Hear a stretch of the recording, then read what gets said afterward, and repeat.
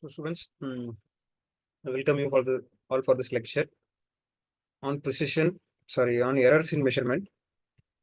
So the previous lectures we have discussed about uh, we have discussed about systematic errors, the errors which occur by virtue of measuring instrument, errors which occur within the measuring instrument or which occurs by improper use of measuring instrument. So now we'll move on to avoidable errors or errors contributing outside the measuring instrument. So it may be due to the ability or skill of the measuring person or the surrounding ambience. There are two major errors here. One is parallax error and another one is instrument location. So instrument location means where we are measuring the value. So if we are measuring in a closed environment, as we discussed in the previous lectures, 20 degrees Celsius and proper air pressure, then you will get always proper measuring values. But if it is measured outside these conditions, then error tends to happen. So way to avoid this is by measuring in the proper measuring conditions. So next type of error is parallax error. So as you can see in this image, which is self-explanatory, parallax errors occurs due to viewing position of the measurer. So always you have to look at the measuring instrument in a straight position. Your eye should be in line with the value, measuring value. So as you can see in the ruler here, best eye position is in the middle. Your eye line should be straight with that of the value which is being measured.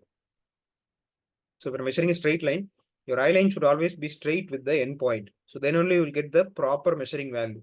If your eye line is out of sight, either left or right, then depending upon your position, the value may change. So as you see here, the accurate value is 90.5 centimeter. But depending on where you are standing, if you are in the right position, the value should be 90.5 centimeter. But if you are either left or right, then your value may change. So that type of error is called as parallax error, which can be easily avoided by looking straight at the measuring instrument. And then comes the random errors. So random errors occur due to change in atmospheric conditions, which cannot be predicted. So random errors are errors which cannot be predicted and which may happen at any point of time. So how can we reduce these errors? So errors can always be minimized by proper ambient conditions, proper measuring techniques. In spite of that, some errors may occur, such as random errors. So those errors can be minimized by taking repetitive values.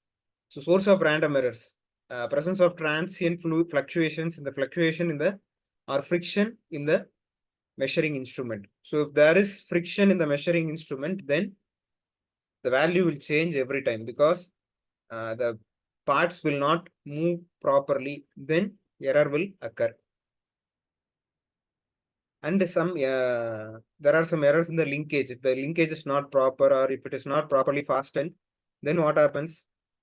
There may be some variation in the reading. Error in operator's judgment. So we discussed about parallax error. If the measurer is not in the proper position, then error may occur. Operator's inability to note the readings because fluctuation in measurement. Sometimes we see the measuring needle will be shaking. It will not be in one particular point. It will be shaking like that. So what happens in such cases? These parallax error tend to happen. This random error tends to happen. So this type of error can be, as I discussed, can be minimized by repetitive readings. So by virtue of taking readings again and again, these type of errors can be minimized. So as you see here, based on the trial, the measured value can be obtained. The difference between systematic errors, to summarize, difference between systematic error and random error. Systematic errors are not easy to detect because they occur inherently within the measuring instrument. But random errors are easy to detect, cannot be eliminated by repetitive measurements. Systematic error has to be, for example, if you take calibration error, it has to be rectify by calibrating the measuring instrument, whereas random errors can be minimized by taking repetitive readings.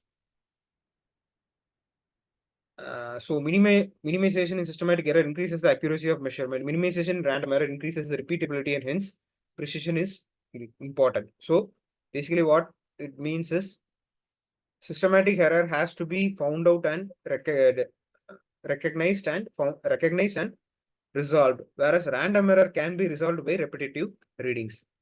Calibration has to be done to reduce systematic errors. Calibration has no effect on random errors because those errors occurs randomly. So reproducible inaccuracies that are consistent in same direction. So if there is systematic error, it can be identified by reproduction in the reproduction in the inaccuracies. So as we discussed with that weigh scale example, to take the reading again and again, it will show 2.5 kg because it is not calibrated properly.